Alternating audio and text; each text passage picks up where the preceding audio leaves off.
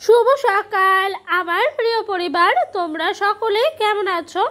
আশা করছি যে যেখান থেকে আমার ব্লগটি দেখছো সকলে ভালো আছো। তোমাদের আশীর্বাদ ও ভালোবাসার সাথে নিয়ে আজকের একটি নতুন ব্লগ শুরু করলাম। আজকে হলো শনিবার আর এখন বাজে ঘড়ির কাঁটায় ঠিক সকাল 7টা। ঘুমের থেকে উঠে বেশ রোদ্দুরটা ঝলমলে লাগছে, দেখে মনটাও চাঙ্গা হয়ে গেল। আর জানো তো আমার না খুব একটা রোদ্দুর পছন্দ নয়, কিন্তু কি বলতো এতদিন যে হারে বৃষ্টি হলো সেই তুলনায় যে এই রোদ্দুরটা উঠেছে এতে করে কিন্তু ভীষণ খুশি লাগছে। যাই হোক, ওই দিককার কাজকর্মগুলো সেরে এইদিকে সোজা চলে এসেছি। ওইদিকে মোটামুটি সকালকার বাসি কাজ যেগুলো থাকে সেগুলো করেই নিয়েছি। আর এইদিকে এই দেখো ডোডোর এই কাঁথাটা ছিল কালকেকার রাতে, সেই কাঁথাটাই কিন্তু ভালো করে একটু এদিকে এনেছি, তোমার ডেটল দিয়ে জল গুলিয়ে নিয়েছিলাম, তারপরে কিন্তু কাঁথাটাকে ধুয়ে নিচ্ছি। আর এই কাঁথাটা ধুতে এসে দেখেছো কি হারে মশা। আমাদের এখানে কিন্তু ভীষণ মশা হয়েছে, এই বৃষ্টিটা হওয়ার পর থেকে যেন বেড়েছে। আর জানো তো এই চারিদিকে না একটু গ্যামাক্সিন পাউডার দিতে হবে, তাতে করে কিন্তু এই মশাটা অনেকটাই উৎপাতটা কমে যাবে।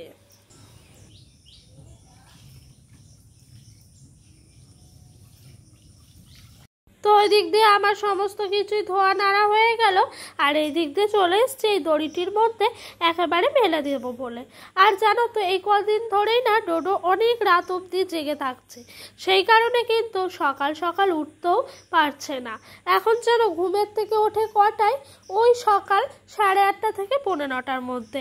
কিন্তু এত লেট করে ওঠাটাও যে খারাপ না বলো, আর কিছুদিন পর থেকে কিন্তু পড়াশোনাও শুরু হবে।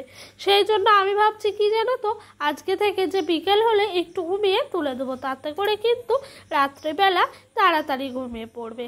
যাই হোক, সংসারের কাজকর্মগুলো ঝটপট সেরে নিচ্ছি। আর জানো তো বন্ধুরা, আমার কি মনে হয় একটা মেয়ে না বাবার বাড়িতে রাজকন্যা হওয়ার থেকে শ্বশুর বাড়িতে চাকরানি হওয়াটা অনেক ভালো।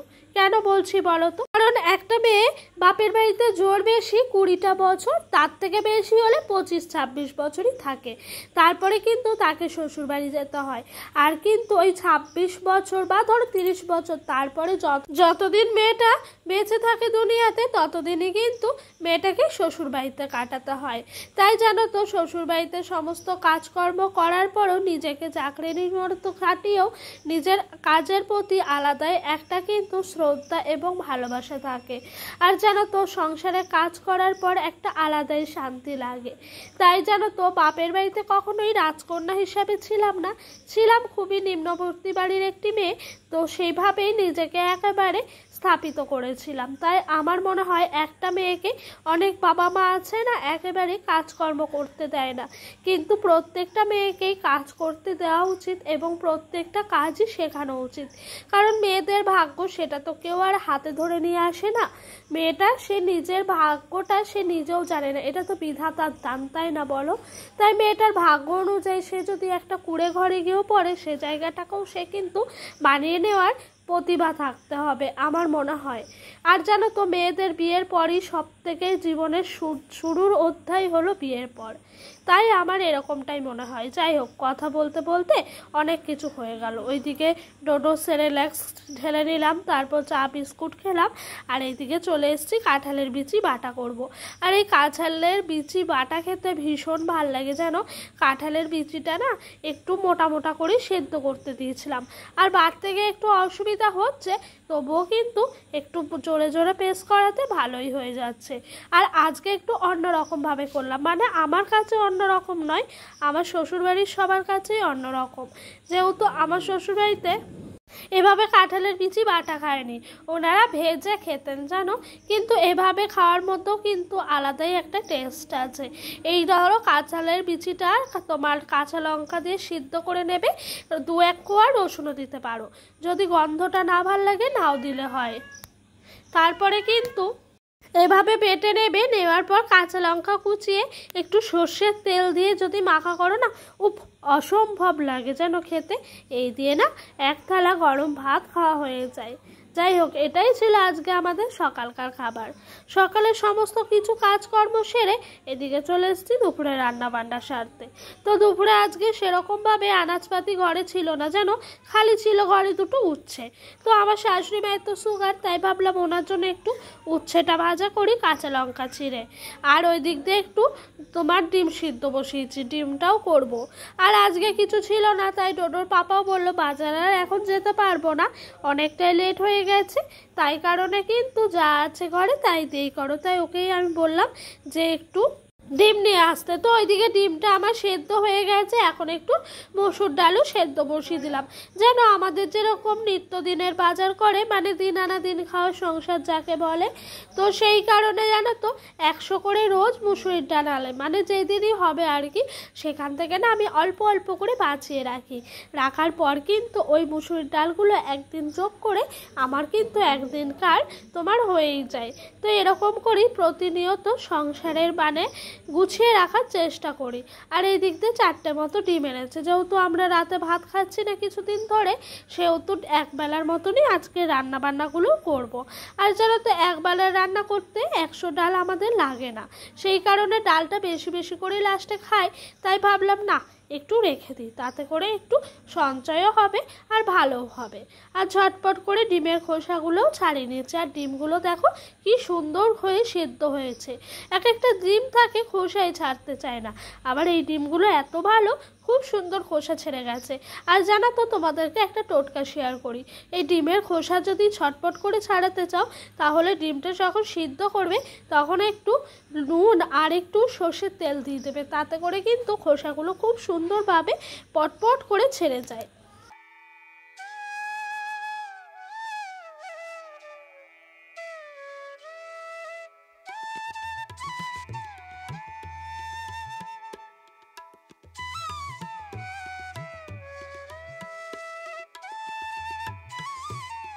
আর ওই দিক দিয়ে ডিমগুলো খোসা ছাড়িয়ে জানো তো এরকম করে নুন হলুদ দিয়ে মাখিয়ে রেখেছিলাম, যাতে করে ডিমটা একটু সবার আগে ভেজে তুলে নেবো। আর আমাদের বাড়িতে 5 জন মেম্বার, তোমরা হয়তো ভাবছো 4টে ডিম কেন রান্না করছি। তো আমার শ্বশুরমশাই জানো তো ডিম খান না, সেই কারণে ওনার জন্য আর ডিমটা আজ করলাম না, আমাদের জন্যই করলাম। আর ডোডোরও আজ স্কুল থেকে জানো তো ডিমটা অর্ধেক দিয়েছে, সেই কারণে সকালে খাইয়ে দিয়েছি। কি বলো তো, অঙ্গনারী স্কুলগুলোতে একদিন গোটা ডিম দেয়, একদিন অর্ধেক ডিম দেয়, মানে সোমবার থেকে শুরু করে গোটা দিতে, মঙ্গলবার অর্ধেক। তো এরকম করে করেই চলে আর কি। আজকে শনিবার, সপ্তাহের শেষ দিন, মানে ওদের স্কুলের, আমাদের তো রবিবার শেষ দিন, তো ওদের স্কুলের শেষ দিন বলে আজকে কিন্তু হাফ ডিমই দিয়েছে। আর এই দিক দিয়ে আমার ডিমটা ভাজা হয়ে গেল, এবার কিন্তু পেঁয়াজ কুচিটা দিয়ে দিলাম, এই ডিমের ঝোল করবো। আর আমার হাতে এই ডিমের ঝোলটা খেতে ডোডোর পাপা ভীষণই পছন্দ করে, কিন্তু কেন জানি না আজকে কী কারণবশত ডিমের ঝোলটা বলছে অন্যান্য দিনের স্বাদের তুলনায় হয়নি, কিন্তু এমনি ভালোই হয়েছে খেতে, খুবই দুর্দান্ত। তো সত্যি বলতে বরের মুখে জানো তো রান্নার প্রশংসা পেলে না রান্নার উৎসাহটা আরোই বেড়ে যায়। বর কেন, সে যে কোনো মানুষই হোক না কেন, আমি রান্না করে খাওয়াতে ভীষণ পছন্দ করি, কিন্তু আমার রান্না খাওয়ার পর যখন বদনাম করে না, তখনই মনটা একটু ভেঙে যায়। অবশ্যই এটা আমি বিয়ের পরপর খুব মানুষের কাছ থেকে পেতাম। কি বলো তো, আচ্ছা তোমরা হয়তো ভাবছো যে সুনাম বলো, না গো, বদনামি পেয়েছি অনেক মানুষের কাছে, যেহেতু তখন রান্নাটা আমি বাপের বাড়িতে সবে সবে শিখে বাপের বাড়ির মতনই এখানে করতাম, সেহেতু সবার কাছে খালি বদনাম পেতাম। কেউ আমাকে কখনো একটু শিখিয়ে দেয়নি, কেউ একটু বলেনি এইভাবে করো, কিন্তু সবাই বদনাম করতো। কিন্তু কি বলতো, তাই বলে তরকারিটা খেতে খুব খারাপ হতো, ফেলে দিত এরকমটা না, চেটে পুটে প্রত্যেক দিন থালা পরিষ্কার করে সবাই খেত। তারপরে যেন ডোডোর পাপার কাছে এসে সবাই নালিশ ঠুকতো যে আজকে তরকারি ভালো হয়নি, ভাত খেতে পারিনি।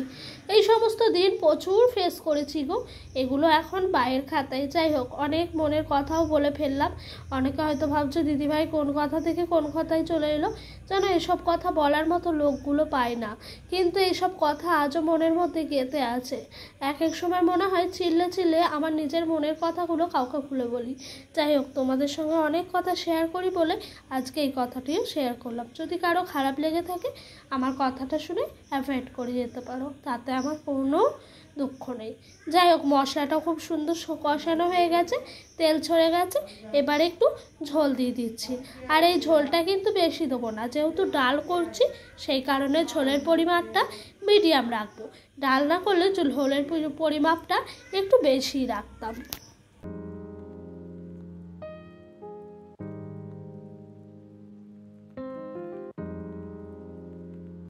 আর আজকে বৃষ্টি পড়ছে না দেখে রান্নার তাড়াটাও কিন্তু একটু কম আছে। বৃষ্টি পড়লে রান্নার তাড়া যেন একবারে বেড়ে যায়। কেন বলো তো? ওই যে বৃষ্টির মধ্যে ভিজে ভিজে কাজ করব, বৃষ্টি এখন কমেছে, এখন সময়ের মধ্যে কাজগুলো যেন শেষ করে নিতে পারি, এরকমটাই করি প্রত্যেকটা সময় যেন বৃষ্টি হলে। আর এই দেখো, আমাদের ঘর কিন্তু পুরো ভিজে গেছে, যেন সব সময় জুতো পরে থাকতে হচ্ছে, না হলে কিন্তু এই ঘরে খালি পায়ে থাকলে একেবারে ঠান্ডা লেগে যাবে। ডালের পেঁয়াজটা ভাজা হয়ে গেল, ডালটা সাম্বার দিয়ে দিয়েছি। আচ্ছা চলো, রান্না করতে করতে তোমাদের সুন্দর কমেন্টের উত্তর দিই।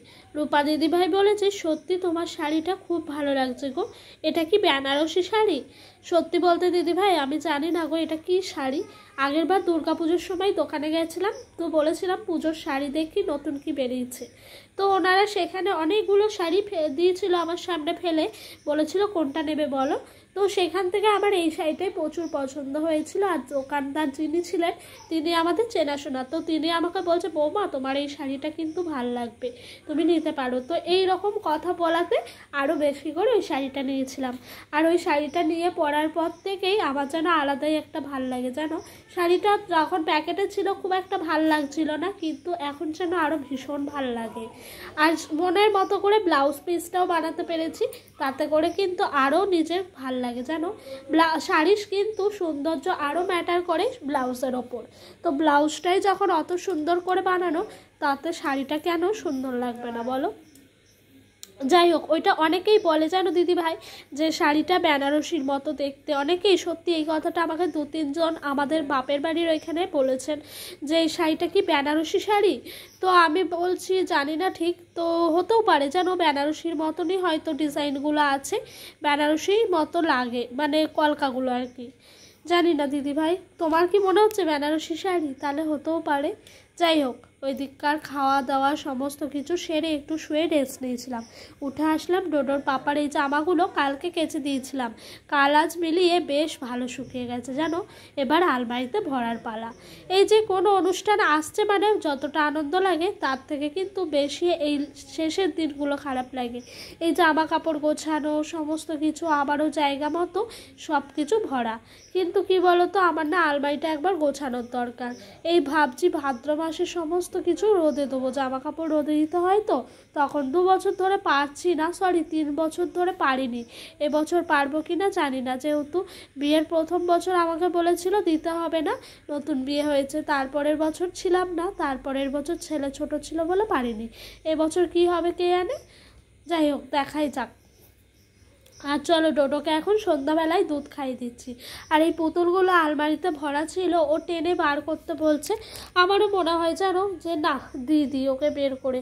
এখন ছোট বলে চাইছে, যখন বড় হবে ও কি আর আমার কাছে এসে চাইবে, আবদার করবে মা পুতুলগুলো দাও খেলা করব বলে। তার জন্য আমিও একটু বেশি করেই দিয়ে দিই। আর জানো তো, এই ছোটোবেলাটাই যেন ভীষণ ভালো লাগে। এই ছোটোবেলার ফাঁকে কবে যে বড় হয়ে উঠছে সেটা বুঝতেই পারছি না। কিছুদিন আগেই টোটো একটুখানি ছিল, আর এখন দেখতে দেখতে চোখের নিমাষে বড় হয়ে যাচ্ছে। আর তোমরা সকলে একটু আশীর্বাদ করো, ও যেন একটা ভালো মানুষের মতো মানুষ হয়, আর যেন খুব ভালোভাবে এরকমভাবেই বড় হয়ে উঠতে পারে। যাই হোক, কথা বলতে বলতে দেখো আমার কিন্তু ভিডিওটা একদমই শেষের মুখে। তো বন্ধুরা, তোমরা যারা যারা এতক্ষণ ধরে ধৈর্য সহকারে আমার ভিডিওটা দেখলে, তোমাদেরকে অনেক অনেক ভালোবাসা। আর তোমরা যারা যারা আমার ভিডিওটা দেখলে, কোথায় থেকে দেখলে অবশ্যই কিন্তু আমাকে কমেন্ট বক্সে কমেন্ট করে এসে জানিও। কারণ কি বলো তো, তোমাদের একটা কমেন্ট কিন্তু আমাকে প্রচুর মোটিভেট করে একটা নেক্সট দিনের ভিডিও বানাতে। তো বন্ধুরা, আজকের মতো এখানেই ভিডিওটি শেষ করছি। ভিডিওটি ভালো লাগলে আবারও বলছি, অবশ্যই একবার কমেন্ট বক্সে এসে জানিও। ডোডোকে দুধ খাওয়ানোর পর্ব শেষ, এবার পড়তে বসিয়েছি, গাড়ির ওপরে বসে বসে লিখছে। তো বন্ধুরা, তোমরা সকলে ভালো থেকো, সুস্থ থেকো, দেখা হবে আবারও একটা নেক্সট ব্লগে। আর আমার ভিডিওটা তোমাদের যদি আবারও ভালো লেগে থাকে বলছি চ্যানেলটি সাবস্ক্রাইব করে আমার ছোট্ট পরিবারে একটি নতুন সদস্য হয়ে পাশে থেকে